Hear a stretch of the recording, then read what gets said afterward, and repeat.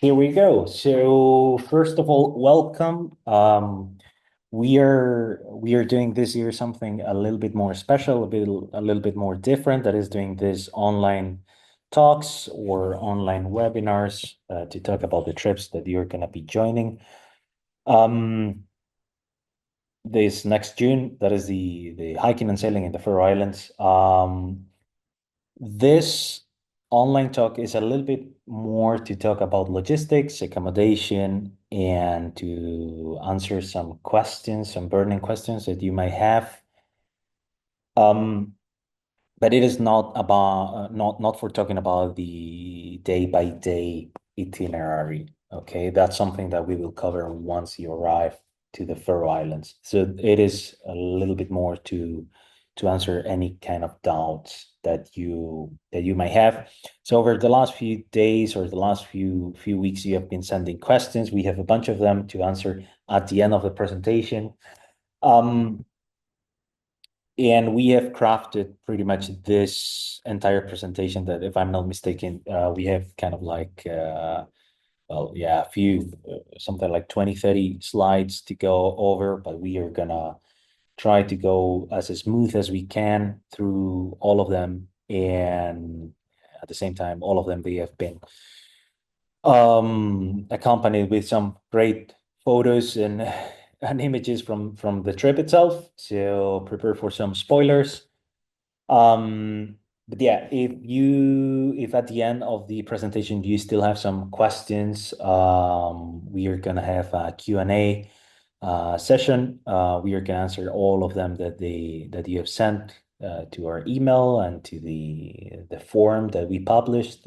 But if still we haven't answered yours by the end of the webinar, or if during the webinar you come across with another question that you would like us to answer, you're very welcome to drop them on the Q&A box or in the chat, and we will answer them.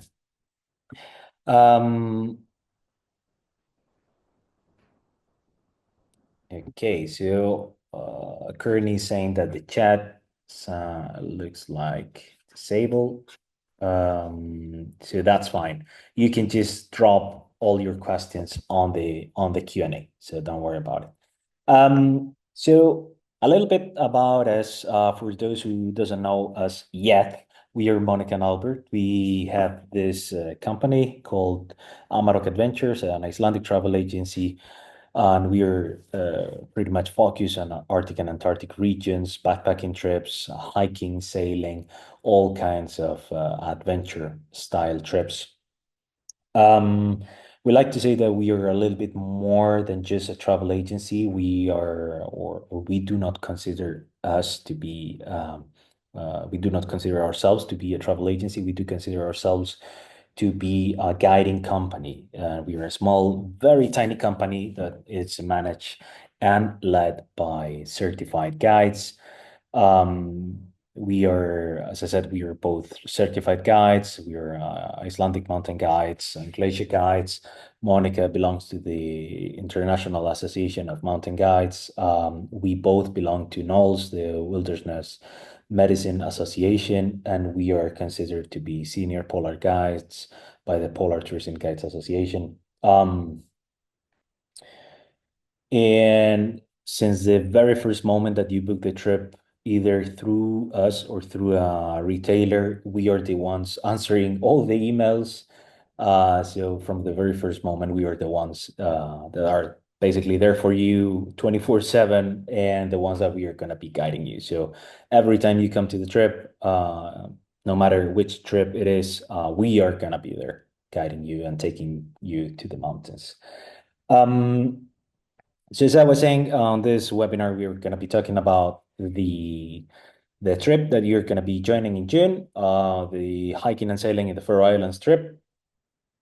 And we like to say that this trip, it is not just a tour, it is pretty much an expedition. And Monica is going to tell you a little bit about this. Well, first of all, thank you so much for being here with us, talking about this amazing trip to the Faroe Islands. And uh, this journey, it's a beautiful um, exploration, 8 days exploration in the Faroe Islands. So we have 3 days on land, living on land in the beautiful guest houses very close to the sea in the island of Buga, that is where the airport is located. And then after these 3 days hiking around the very close to Buga, or that's in Buga, there are a lot of beautiful hikes there. We'll jump in the boat for another 4 days and 3 more nights in the sailboat. So this boat is an expedition sailboat. It's a very, very old boat, but it's very, very nice, cozy, and the crew is amazing. And we'll be sailing around the fjords. We don't know yet if we are gonna sail through the northern fjords or through the southern island. But as you know, the expeditions and adventures, you never know, because it depends a lot on the weather conditions, on the shore, on the everything. So, but especially in Faroe Island, it depends on the weather. So we'll see where we can go or where we can hide depending on the day. But by now, we know that it's going to be a great expedition there in the Faroe Islands. And always it's a pleasure to hike there and exploring new places. And being there is just amazing, because we always say that Faroe Islands is, you are always connected. Even if you are on land, you are always connected to the sea. Everywhere you are connected to the sea. And when we are sailing around the islands, so we have another point of view from the boat to the land. So it's very nice and it's fantastic, and we love it. So after these 4 days in the boat sailing around, we'll come back again to Tórshavn, the capital. So we'll spend the last night in the hotel for the last night in the capital, and that could be in general the whole trip. But of course, uh, in between we have stunning views, amazing hikes, and a lot of places to go and visit. And well, for islands always is very, very surprising, because there are different kinds of trails. Sometimes you have trails, sometimes not, and sometimes the trails are a little bit uh, bigger, or you have just a small paths for hiking, and the terrain can be very different depending on the location. Sometimes if it has been raining, we have muddy paths, or slippery areas, or we have a very, very sunny, very nice sunny day, and everything is dry, and all the paths are very comfortable for hiking. So it depends the weather, it depends the day, but the terrain can change a lot in Faroe Islands, and usually the elevation gain is between 10, 25 kilometers, that is 6 to 15 miles. And the daily elevation gain, the average is around 700 meters, 1,000 meters elevation gain. That is 2,300 miles to 3,300 miles. So usually what we do every day is sometimes up and then down again, almost the same elevation. So its elevation gain usually is very similar to elevation loss because Faroe Islands is like this. But as I said before, it is very, very nice because from everywhere you can see the sea and the ocean. And also the landscape is very, very green. That's why it rains a lot there. So weather conditions are always um, something to take every day. So this is more or less or terrain for hiking in Faroe Islands.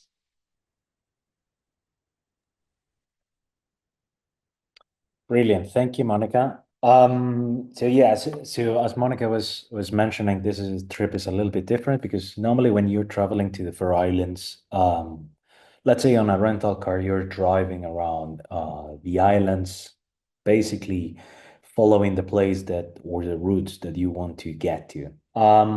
In this trip, since we are since we are gonna be half of it more or less sailing, we are going to get a completely different perspective than other people. And because of the sailing part of the trip, we have basically no fixed route. The trip plan, the itinerary, the day by day, it is not set in stone. Um, just to give you an idea, and we are going to talk about it later, but in the Faroe Islands, we have a lot of rain during the whole year around. And that makes us that from time to time we need to change plans. So a lot of you, when you signed up last year, probably after the summer, you got an email from us saying that we were going to change the itinerary of the trip, that the only pretty much um days that were going to be fixed were the ones that we had the accommodation on land, that are the first 3 nights on this tiny island called Vuga. That is the one that Monica was talking before. Um, those are the only days that we are going to have pretty much a fixed plan, because we have a place to the place where we are going to come back, that we are going to talk about it in a minute. It's going to be the same. Afterwards, normally what we have been doing for the last few years, we were just on the fourth day boarding the boat and start sailing to the northern islands of the archipelago. However, last year we faced twice the same situation. We got a pretty heavy storm hitting the northern islands. So we decided to go south. And we actually were extremely lucky with the weather in the southern islands, and we got amazing sunny forecast in there.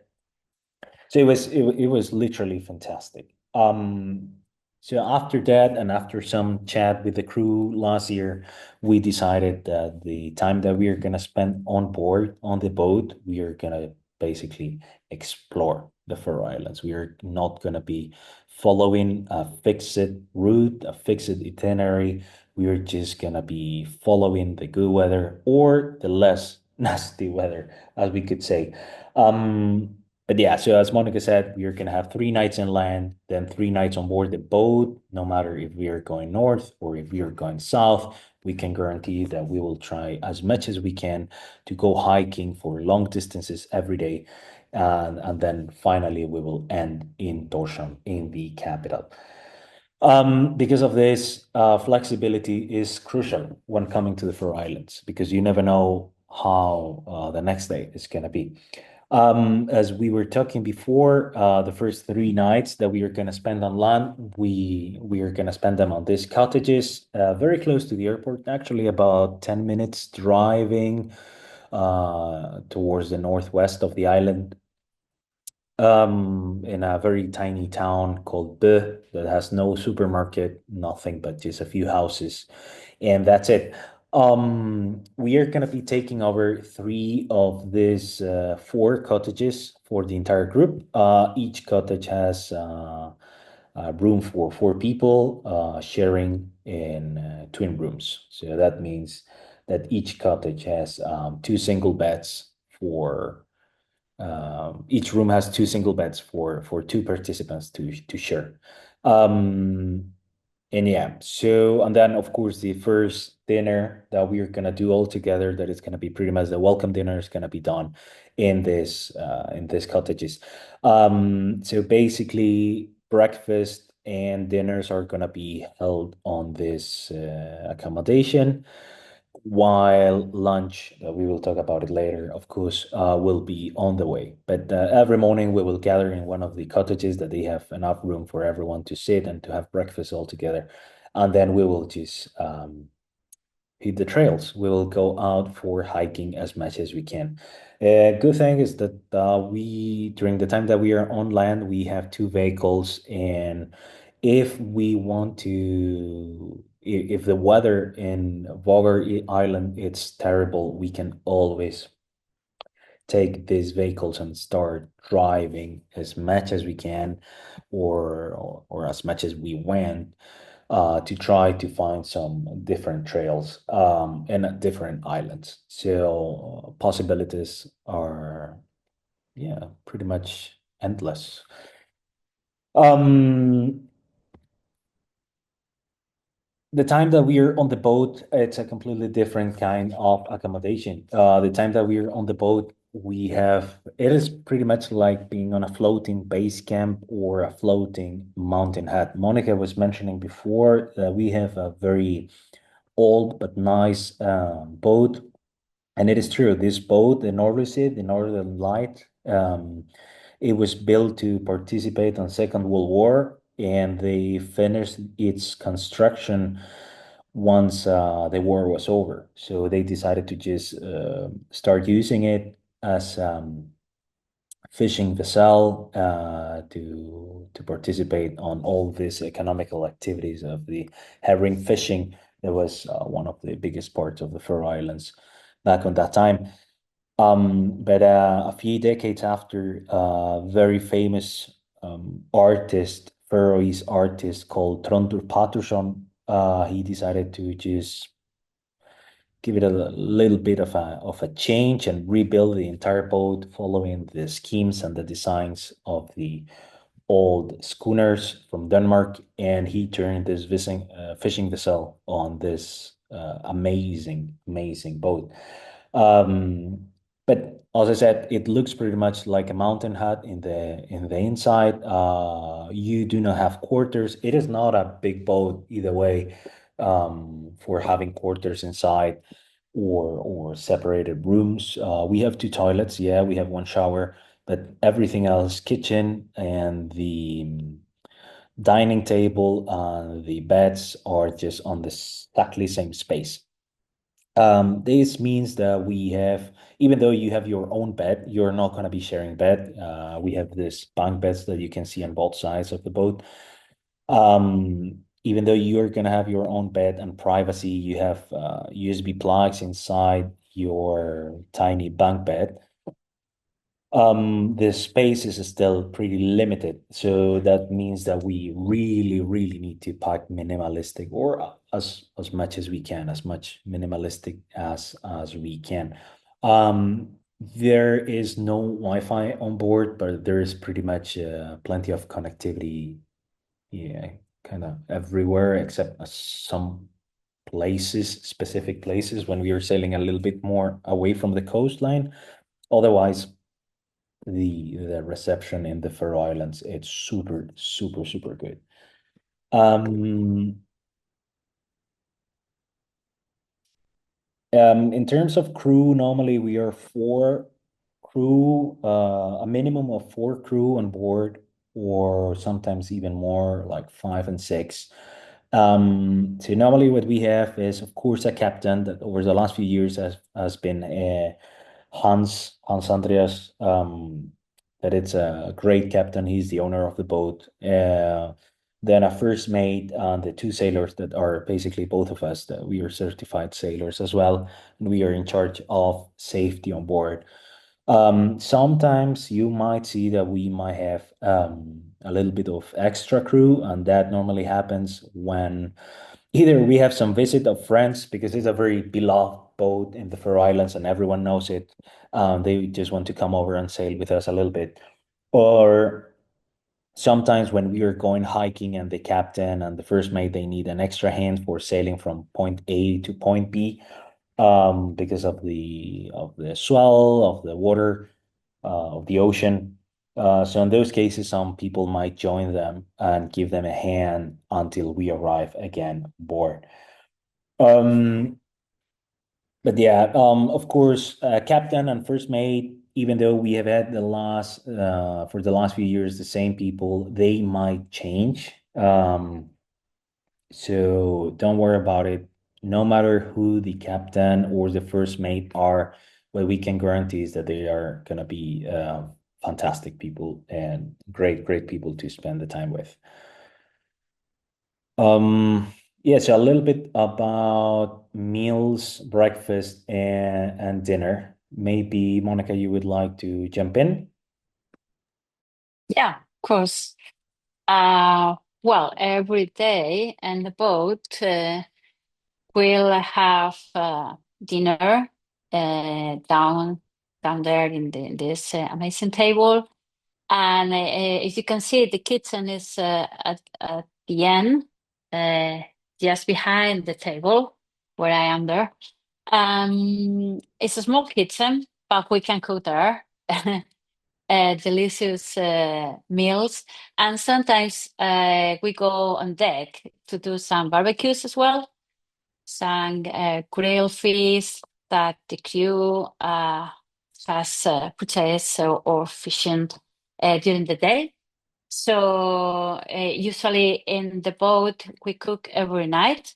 And for lunch, usually during the breakfast, everyone prepares its own, our own sandwich for the day. So you can make a sandwich or take some nuts or some bars for the rest of the day while you are hiking.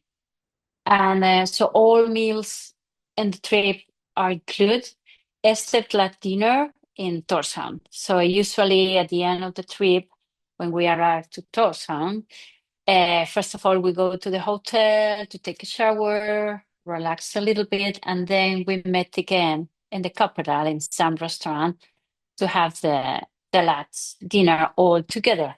So that's the only dinner that's not included in the trip. And of course, breakfasts, even online, breakfasts and dinners are included in the guest house as well. So I don't know if we have talked about the first dinner. I think Alberto told you that the first dinner is with local food. Yeah, he says yes.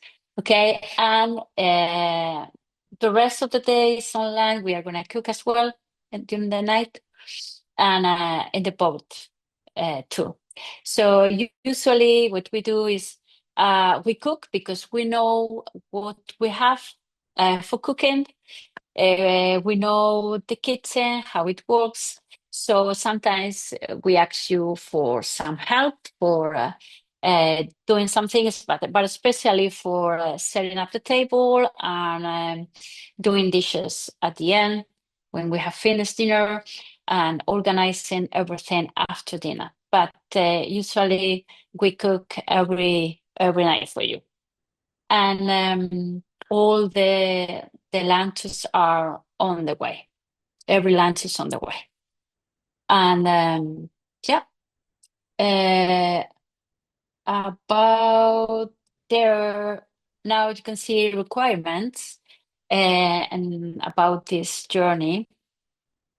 Of course, well, sometimes we have 20 kilometers, that is 13 miles, or and then the next day maybe it's 10, but sometimes we have to hike 3 days in a row, 20 kilometers each day. So anchoring or day back.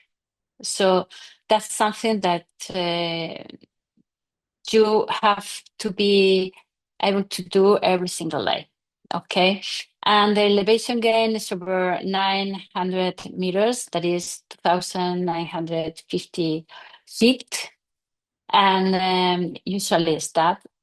Some days it's less, or some days it's even a little bit more, but this is the average elevation gain in this trip. And of course, as we are living in a small sailboat for several days, we are going to share all the facilities um, when we are sailing and also when we are just on the harbor. Sometimes we can get out from the boat to do some shopping if the cities or the village has some small supermarket or a small souvenirs store, but sometimes we have to stay on the boat. So we are going to share this small or this tiny space that is not easy sometimes because we can. Sometimes you are coming to the boat from the hike very tired, and it's raining, everything is wet. So you come to the boat, you want to dry your clothes, everyone wants to do it. And sometimes it's difficult because we are a lot of people inside. So usually the crew tell us that we can put some clothes, some boots inside the engine room. So it's more easy and more and faster for drying. But sometimes we have to dry clothes inside the boat in the common area. So that's the most tricky part. And we have to be very patient with this because there is space for everyone. And that's why we always say that for this kind of trips and expedition, you have to be very flexible every single day, even if you are tired, even if you are out of your comfort zone because the hike was very hard or the weather condition was very bad. We have to be flexible and patient with the other uh, uh, travelers and everyone, even everyone, because the crew is going to be also in the boat. Everyone is going to be there. So being flexible and able to adapt is one of the most important things in this kind of expeditions. But at the end, everyone can do it and everyone enjoy a lot, even these tough moments that you have uh, sometimes inside the boat. Okay, so we were talking about what before about the weather conditions. So Faroe Islands, especially Faroe Islands, is the land of maybe. So you never know which kind of weather you're going to have in the next 10 minutes. Sometimes you are hiking or climbing to a peak or in a very nice weather, and then you arrive to the peak and it's getting foggy.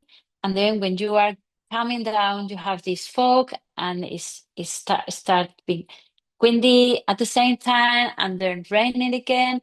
So you never know. But it happens. Sometimes you have different weather conditions in the same day, even in the same morning. So we have to be prepared for that as well.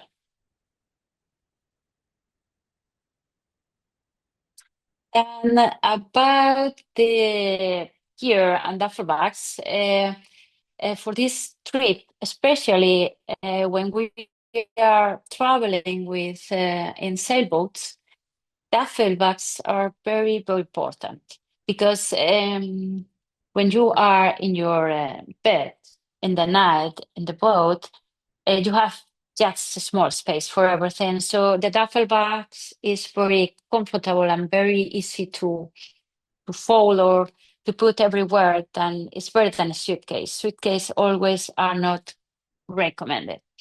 And of course, you have to remember your hiking poles, especially this kind of terrain that is up and down almost all the time. So sometimes we have steep, very steep downhills. So it's very recommended to have the hiking poles with you. And also because we are in a sailboat sailing, and sometimes um, it's hard because the weather conditions are not good and we have storms, so the boat moves a lot, even on deck. Um, so it's good to have this kind of sailing suits that is prepared for water or raining, and they are very comfy and warm. So it's very nice to stay on deck, looking at the landscape while sailing, but with your sailing suit on. So you're going to be very comfortable and dry after sailing. And it's the best. So we are going to ask you if you please can send us your sites, because these kind of suits are unisex. So probably your size is gonna be, if you use usually for a jacket the M, probably this you are gonna use the same size. Sorry. And if you use for pants, maybe an M as well, probably you are going to need the M if you are a small person, or maybe the L, the large size, because you are a little bit taller, and these kind of suits are just one piece. It's not jacket and pants, it's just one piece. So sometimes for moving well, you need a little bit of extra size. So maybe you can check which is uh, your size. Usually the size you use every day in jackets and pants, and then you think that maybe it's small, you can put it a little bit extra. Sorry about that. Oh, what? Okay. No worries. So yeah, that's it. Don't forget to send us your size when you are able to do it. It's not it's important during the trip, but to have enough time for doing this. Um, yeah.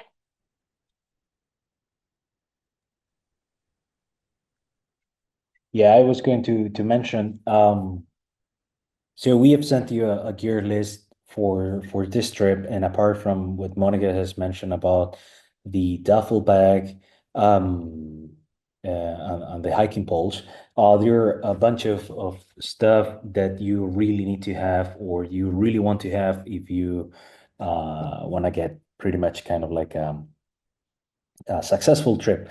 First of all, would be a good footwear, a good pair of mountain boots or hiking shoes with a sturdy sole, and that they are waterproof. Please, that's one of the most important things. Even though in the pictures that we have shown you so far, you haven't seen a lot of rain, we can guarantee you that the terrain is going to be wet. Then second would be a waterproof jacket and a waterproof pair of pants. Some people have asked, is Gore-Tex a good option or not? I mean, Gore-Tex is never 100% waterproof. Gore-Tex is a very special kind of textile that allows being waterproof at the same time that allows to your body to breathe.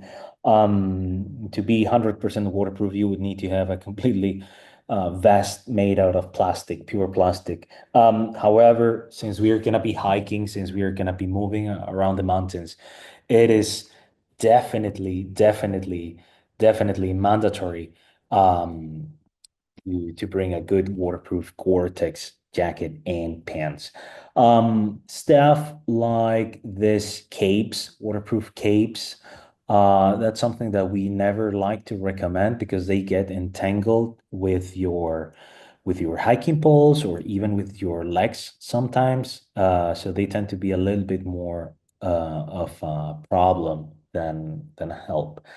Apart from the good footwear or hiking boots and the waterproof jacket and pants, a rain cover for your day pack is essential if you want everything to stay dry. during the time that we are hiking outdoors. And finally, the sleeping bag for the boat. We normally never like to recommend brands apart from the Patagonia duffel bag that we have on the picture. That's basically our personal duffel bag that we normally like to carry on this trip. But for sleeping bags, we like to recommend you folks to bring a sleeping bag with comfort temperature between 5 Celsius to 10 Celsius. That would be about 40 to 50 Fahrenheit, if I'm not mistaken. Mainly because sometimes inside the boat, it's gonna be warm, and you just want to have the sleeping bag covering you, kind of like as a duvet or a blanket. But sometimes it might be cold if there's a big storm outside, so you really want to be cozy inside of your bunk bed. As we always like to say, it's better to be a little bit extra warm rather than too cold and not being able to sleep.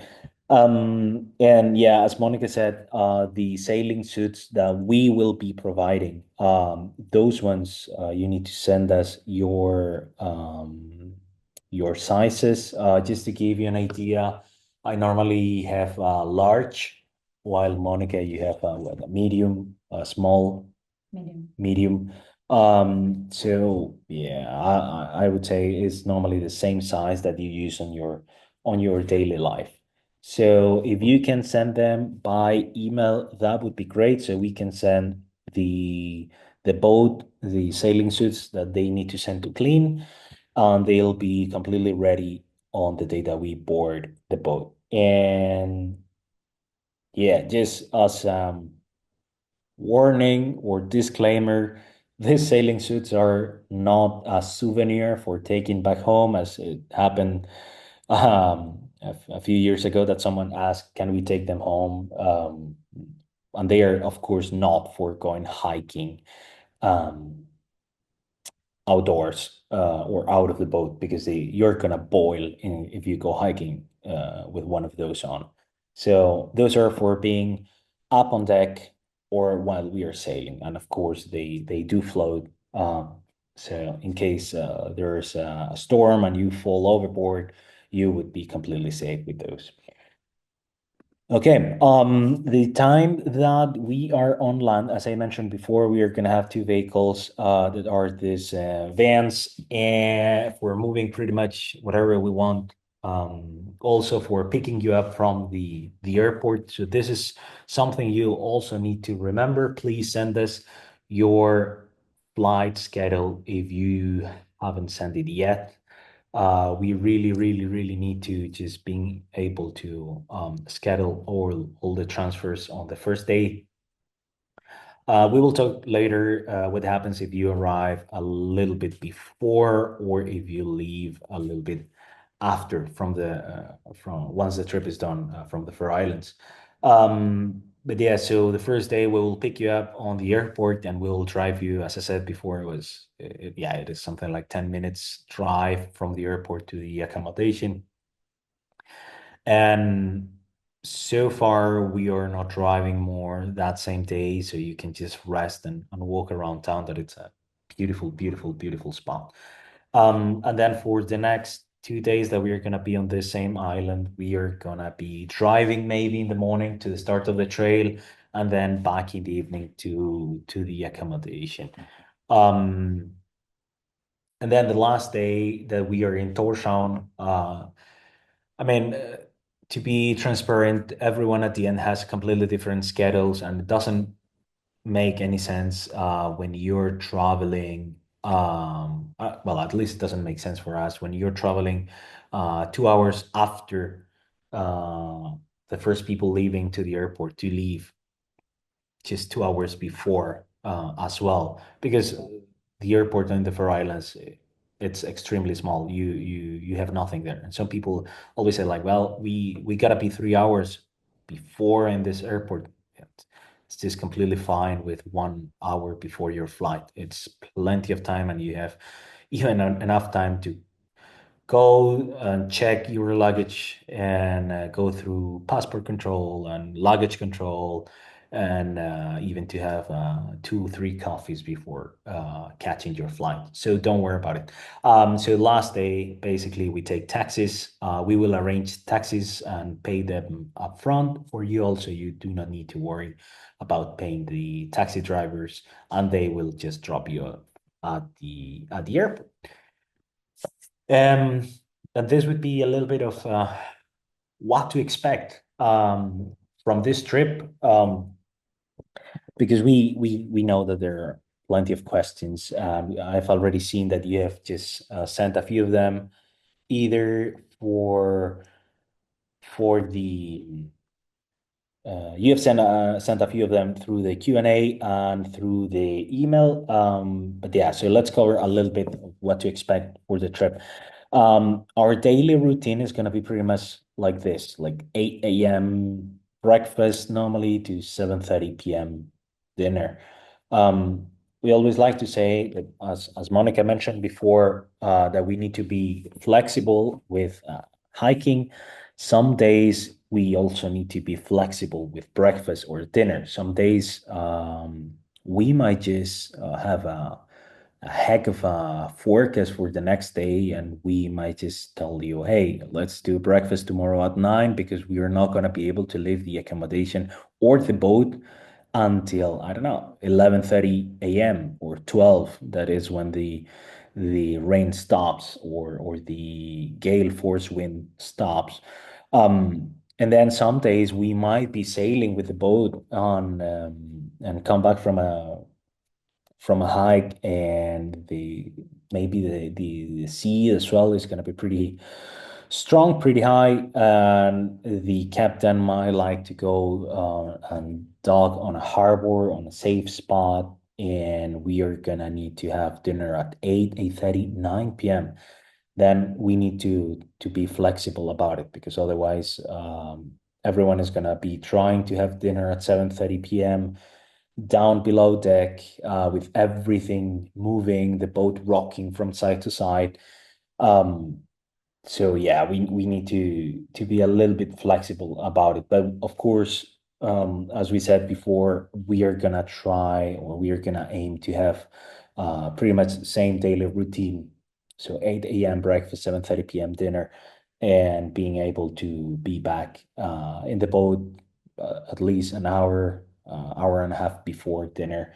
So you can also just relax a little bit and take a shower and change your clothes. Um, some days might be focused on full hiking, on full sailing, or full standby. Last year, for example, we had a case when we were supposed to go sailing for and hiking for one entire day. It was the first day of the sail with one of the groups, and we managed to do something like about 5 kilometers. So, sorry, 5 nautic miles. So it was very short distance with the boat. And the captain and the crew, they said like we should not go because the storm is too strong. So it's better to just dock on this village, on this town. And well, good for us was that it was the only town in the Faroe Islands where you have local distillery. So we moved some contacts. We reach out to some people that we know. They opened the distillery for us, and we spent a great evening just on land, walking in town and going to the distillery and trying pretty much everything that they were able to offer, and people loved it. So we gotta be flexible with this. Again, some days might be just full hiking because we cannot go sailing. Some days might be full sailing because the swell is so big that we cannot disembark with the dinghy boat on the coastline. And some days might be just a full standby, but ideally would be a combination. So as we say, the good thing of not having a day by day itinerary, this gives us the good chance of choosing whatever suits better for the group, for the daily hikes, and for the mood of that day. So yeah, we basically depend on weather and on the ocean. So what to expect? You can expect, of course, apart from good weather, we can also expect bad weather. We can expect rough seas. The Faroe Islands, and the fjords in the Faroes, even though they look pretty sheltered, they are in some passages, but the closer to the open sea, the worse it can be, and the rougher it can be the sailing in there. We are gonna have some long and short hikes depending on the day. There have been plenty of days in the last few years that we have started and have reached a peak of a mountain of for example, the highest peak in the Faroe Islands. And when we were about to go down, the boat have told us like, hey, you gotta come back the same way, because we haven't been able to move. So we have, instead of just going back exactly the same trail back, we have decided to take a loop and making it a little bit longer. And we have just arrived to the boat right before dinner. Um, so what was supposed to be maybe like a half day hike. Expect steep hikes. Faroe Islands, they look like mountains planted in the middle of the ocean. So you can imagine how steep a trail in the Faroes can be, and plenty of unmarked trails. Although we are going to be probably on some well-marked trails, expect that we might take you out of the trails a few times during the trip. But overall, expect quite an epic adventure, something that nobody does in the Faroe Islands, or nobody gets to see when visiting the Faroes. Um, Yeah, and then of course, I mean, expect rain, sun, wind, fog, everything. Just to give you an idea of the Faroe Islands, there is a saying that we have about like 270 days of rain during the year. That means with about 73% of rainy days per year. So it's quite a lot. But still, normally this rain can last for one day, for a few hours, and after the sun might come out, and we can just hike on sunny conditions as well. Um, as Monica said before, having so much rain is what allows the Faroe Islands to be so green. So it's fantastic. And weather doesn't limit or interrupt the adventure, it defines and shapes it. As we said before, we are going to be following the good weather as much as we can and try to be on the bright side of the Faroes, of course, as much as we can. Um, so yeah, weather is going to be just shaping our route for the following days. All right. So I think we are pretty good to go for the FAQ session for the frequently answered questions.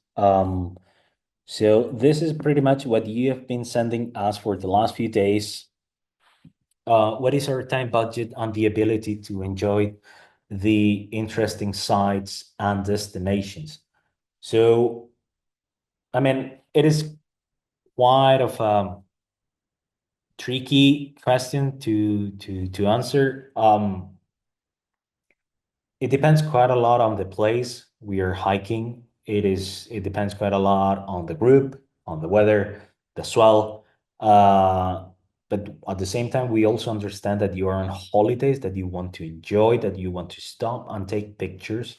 So every single trail that we normally do in all our trips are designed to be a trail or a day adventure that you can enjoy as much as you can. Sometimes we might tell you, hey, bad weather forecast is coming, so we gotta rush a little bit. And sometimes we are gonna have a few more time to enjoy the views in some places. But what we are gonna always try to do is to maximize our time outdoors and your time enjoying everything that we can get to see and to experience.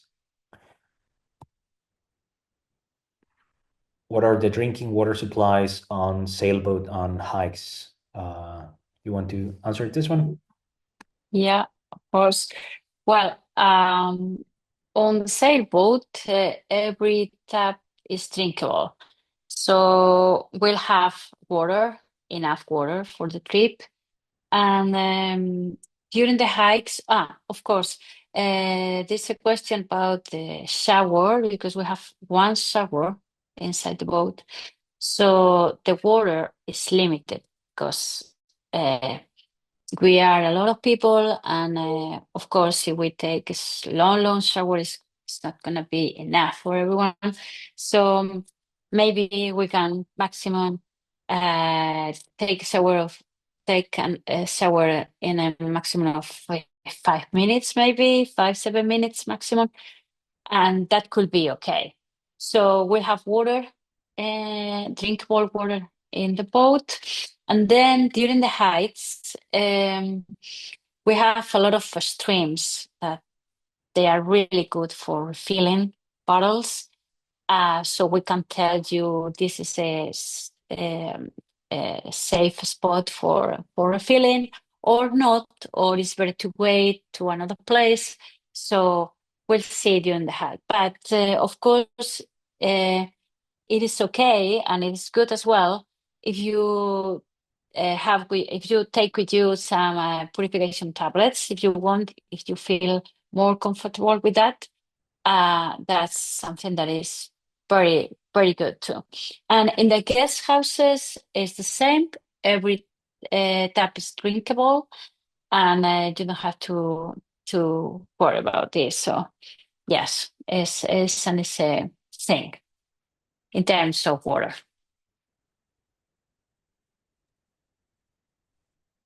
Cool. Thank you, Monica. Yeah, so plenty of water supplies during the whole trip. All of them are super safe.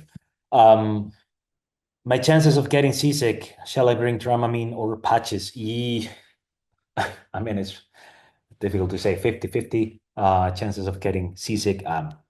Faroe Islands, as I said before, the ocean is pretty rough when sailing, so you might get seasick. That's for sure. So don't expect you're not gonna get seasick. It's better to expect that you're gonna get seasick and then not getting seasick. And it has happened in the past. We have also had people coming to the trips that they might be just used to sail on lakes or different kinds of environments. They said, "Yeah, I'm a good sailor. I never get seasick." And then they're surprised. They surprise themselves just being seasick after the first day of sailing. So bringing some kind of Dramamine or similar, it's good. It's very good. So at least you can take it about a half an hour before we start sailing, and you know that you're gonna be all right. Um, for us, Dramamine, for both of us, for some reason, we cannot take Dramamine. Dramamine just causes, actually for us, for both of us, the opposite effect. So we get a little bit seasick after taking Dramamine. We have been sailing for quite a while, so maybe that's the reason. I don't know. But yeah, so it's if you are comfortable taking Dramamine or having this patches for seasickness, you can take those. Bring those, take them, and you'll be fine. Maybe you can also try not to take anything and to try to stay up on deck as much as you can and enjoy the whole part of it. Normally, people that stay up on deck, they tend to get a little bit less seasick than those that go downstairs to the quarters. Um, this is a question that we got a few days ago that it's actually pretty interesting to answer. So basically it goes like, we will sometimes have to carry all our stuff in our backpacks during the hikes, or we will always return to where we started. So we can leave stuff in there. This trip, it is not a hut to hut trip. That means that you are staying on either on an accommodation inland or on a sailboat, but for specific days. So the three first days, as we mentioned before, we are gonna be staying on land. That means that you can just leave everything that you're not gonna use for the day on your room, on your duffel bag, and go hiking with what you're gonna need to use. And same with the boat, everything is gonna be transported. So there's no need to take all of your luggage with you. That's completely not necessary. However, it is very important to note that you need a good day pack because you're gonna need to bring uh, clothes to change yourself, some waterproof layers inside the day pack as well, water bottle to drink during the day, the food for the day. So it's good to have a quite nice day pack when you are hiking from the boat or from the cabins, from the cottages where we are gonna be staying. Okay, so about what happens if you have or someone has an accident while hiking. Of course, sometimes we don't have car access, so that's why we, it's very important to have a good insurance, travel insurance that has that covers um, helicopter rescue because sometimes we are in a very remote areas hiking on very far away from some village or the roads or whatever. So it's better to have this insurance, and it is, of course, it's not mandatory, but we highly recommend this to have it just before the trip and during the trip. And of course, we are all the time in direct communication with the boat while we are hiking. So if something happens, uh, they can they can sail where we are or nearby we are, or if not, they can call, or we can call as well to the 112 if there is some road close by, and if not, we can call the well, probably the helicopter will come through our location. Yes.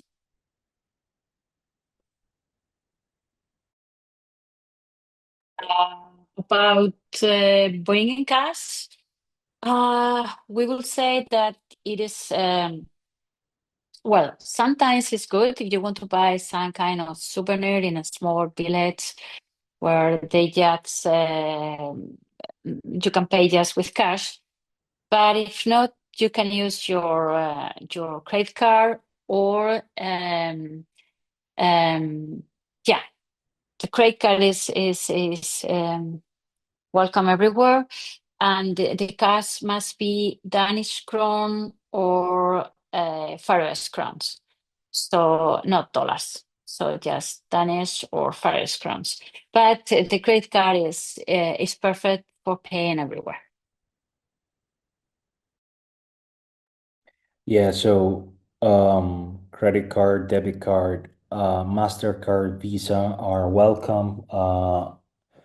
American Express, by a general rule, it might not be accepted in some places, so it's good to have Visa or MasterCard or similar.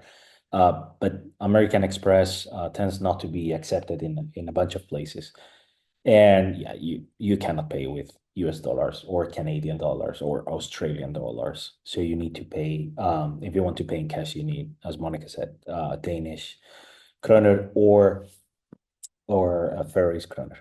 Do we have beer or wine on the boat? Are drinks included?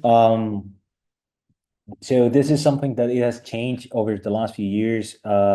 We used to have, well, the boat used to have a very nice cooperation with a local brewery, and they were making the boat's own beer. There was a great, what was it? Pale ale, I think. Yeah. pale ale beer. But from last summer in advance, this brewery went into bankrupt, so there is no more beer supply to the boat.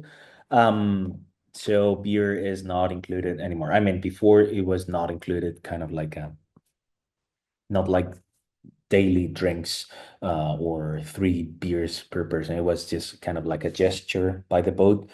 So if you want your beer or wine, what we recommend, because alcoholic drinks are sold in specialized stores that they have very special um, daily schedule, and they open late and they close early. So the best thing you can do is purchase beer or wine upon arrival on the duty free on the airport.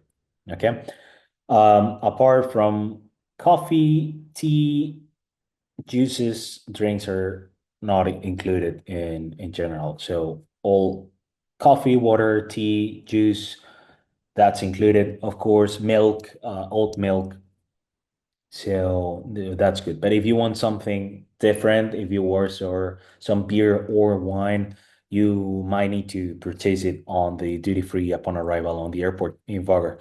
Um, Sorry, on the other side, there's also something that we always like to recommend that people tend to do, or that they have done. A few people have done it over the last few years. That is, if you want to bring something from your hometown to share with everyone, like if you want to I don't know, let's say that you're from California and you have very good uh, wineries near Napa Valley, and you know the owners, as it happened a few years ago, and you want to bring a bottle of this special wine to share with everyone on the boat. You are very welcome to do that. There's no restrictions on bringing that kind of stuff for personal usage. Otherwise, would be like if you bring like 7, 8 bottles, then that would be a problem. But if it's just one bottle or something like that, then you're very welcome to bring it.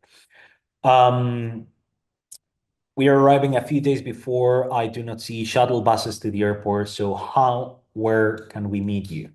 So that's right. In the Faroe Islands, there is not a shuttle bus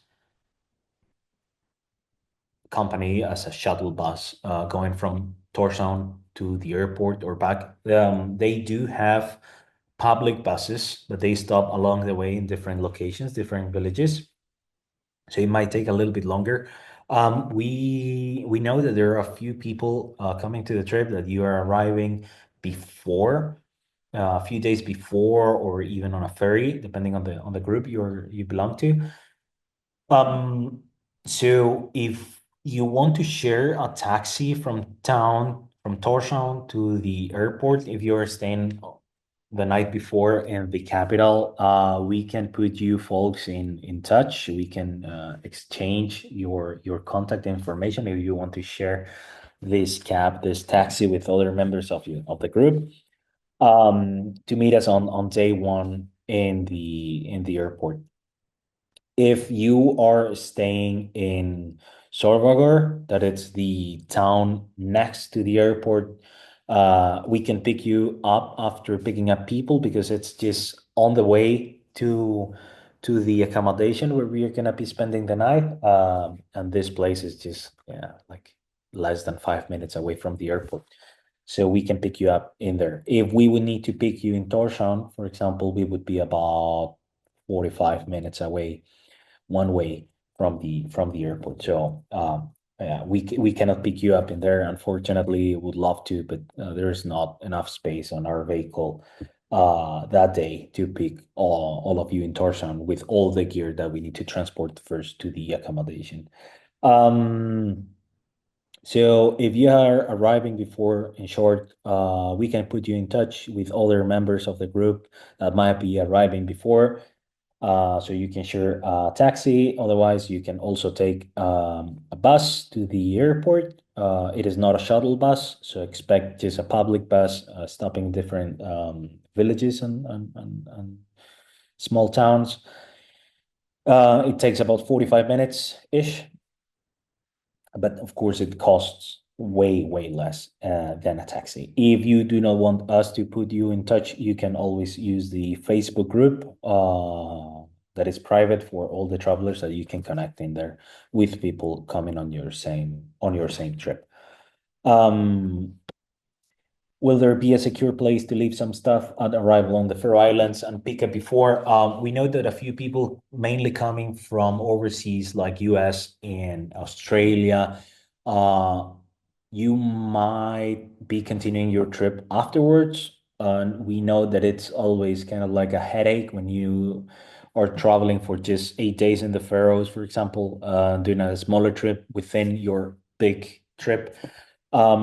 And you want to leave some stuff like computer or something like that. Unfortunately, there is not locker system or any kind of similar service in the Faroes, not in the airport and not in the city for now. If you're staying on a hotel in town, you can ask them. If you're staying before the trip, I'm in Tórshavn, for example, you can ask them to retrieve your stuff after the trip. Some hotels allow the clients to do this. Some hotels as well in Midvagur and Sørvágur allow their guests to do this. In general, Faroese people are super flexible with this, so it should not be an issue. But there's no locker system or service at all that you can use. So you will be just basically storing your stuff next to the luggage room or storage room that the accommodation where you will be staying is keeping their own stuff. And we have a few more questions that you have left on the Q&A, so we are gonna go and answer them. So, okay. So John was asking, can we bring our own sailing clothing if we have it, or do you prefer that we do not? If you have your own sailing clothing, I think that would be fantastic. Like there's no place like home, as they say, and it's the same with clothing. There's no better clothing that you can use than your own. So I would say that at least myself, I understand from your question that you kind of like sail quite a lot. So in that case, you're very welcome to bring your own sailing clothing. Yes. So that should be completely fine. Kearney was asking if we can share each of our heights and sizes for reference. I measure, I don't know, meter 70 centimeters, more or less tall. And I have a large size. Monica, you measure a few centimeters less than I do, and it's a medium size on the sailing suit. So the regular size that you use on your daily life, that's fine. Um, Um,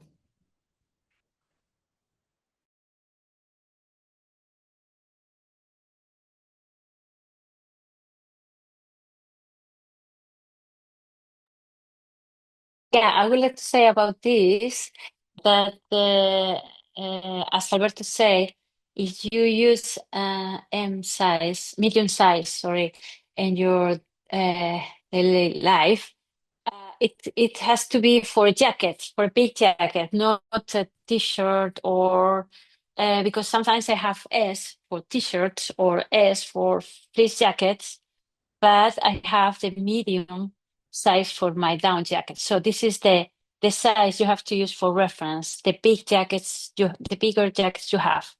So yeah, that's better. Thank you. Cool, thank you. Also, we have another question. Will there be snacks available throughout the days, or should we plan to bring our own snacks? We are gonna provide all meals during the trip except the last dinner in Torshavn. Um, Nevertheless, it is good to like snacks. Yeah, we are gonna provide a snacks in short. Although the snacks variety that we have in the Faroes might be a little bit more limited to the one that you have at home. So if there's something you really like to have as a snack, for example, we know that in every single trip we have people that they love this nutrition bars, protein bars, what's it called? Cliff Bar. Um, and that's something we cannot get on the Faroe Islands. So if you die for Cliff Bars, then definitely you should get your own Cliff Bars and bring them before coming to the Faroes, because we are not going to be able to provide Cliff Bars. Otherwise, if you are asking, for example, about, I don't know, trail mix or something like that, yeah, that's something we can definitely provide. So don't worry about it. We also got, is there beer and wine available on the boat and cottages? By an anonymous attendee. So anonymous attendee, don't worry about it. Even though there's gonna be no alcohol provided for free on the boat and cottages, you can always, always, always purchase it upon arrival. Or if you come in a few days before, you can purchase it in town, in Torshavn, or in the specialized stores. So that should be fine. Unless you really want to purchase a larger amount of drinks, then we might need to do a kind of like a scouting mission and get you to some store. John was asking about Aquavit. Gosh, please no. I don't know about Monica. I hate myself Aquavit. Same as the Gammeldansk. It's quite of a strong alcohol, but hey, if you like it, you can purchase it upon arrival, as we said. So that's completely fine. You're welcome to purchase Aquavit. We're not gonna try it, or at least myself. I'm not gonna try Aquavit. I cannot stand it. I'm just a kind of like a water, beer, and wine person, but not Aquavit and that stuff. And final question that we got from Kearney: is the trip completely full? How many guests will we be? So we got a double cancellation a few days ago. This actually comes on the right moment to say it. If you have some friends, if you have some family members that they can do the trip, that they are fit enough for doing the trip, and they are open-minded for doing an expedition-like trip, hiking and sailing in the Faroe Islands. We have two spots left, two last-minute spots left. So if they want to take those spots, they are very welcome to do so. Otherwise, it will be 10 people plus the two of us, plus two crew or three crew, depending on the day.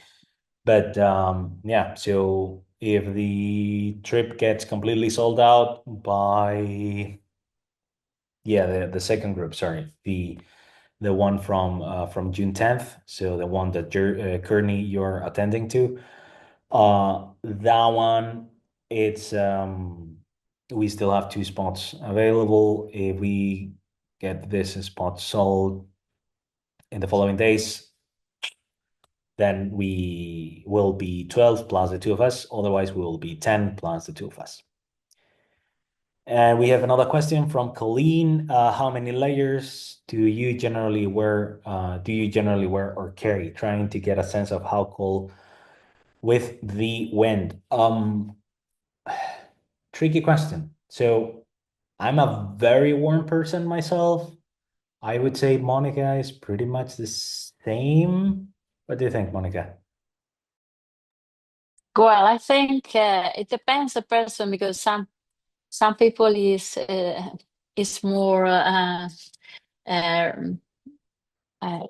yeah, it's more used to cold or not. But for me, I would say that having some layers like a thin thermal layer and a fleece jacket, and the Gore-Tex on top, it could be enough for Faroe Islands with wind.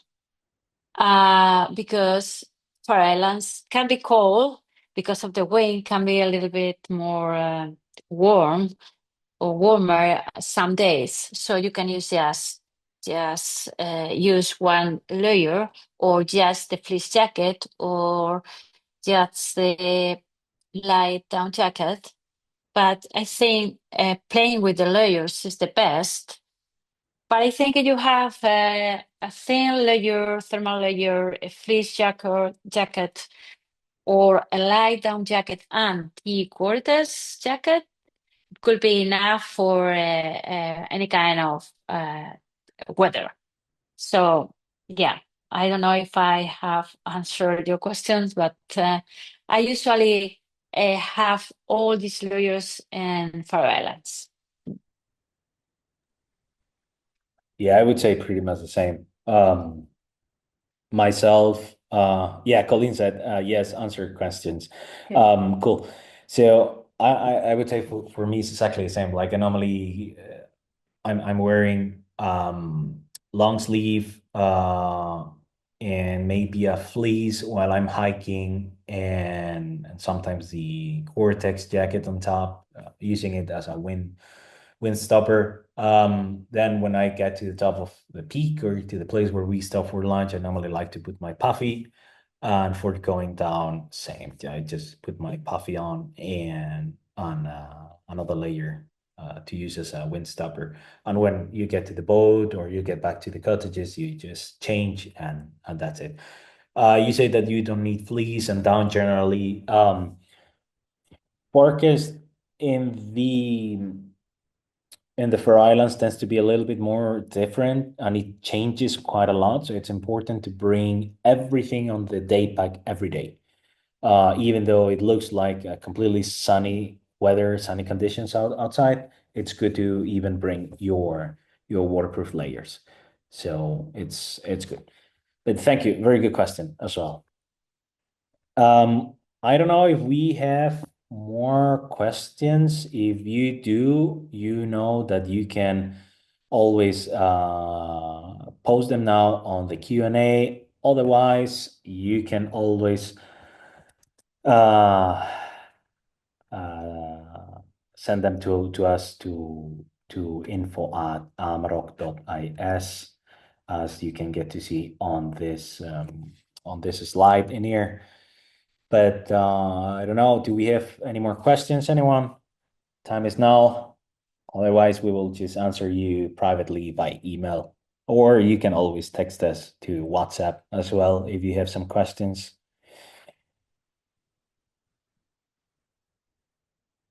So no more questions so far. So, well, we hope to see you everyone in June. We are very excited. We hope you're very, very excited as well. Thank you very much for connecting, and well, see you very, very soon. Thank you, everyone, for being there on the other side of the computer. And yes, we can't wait to see you in Faroe Islands next year.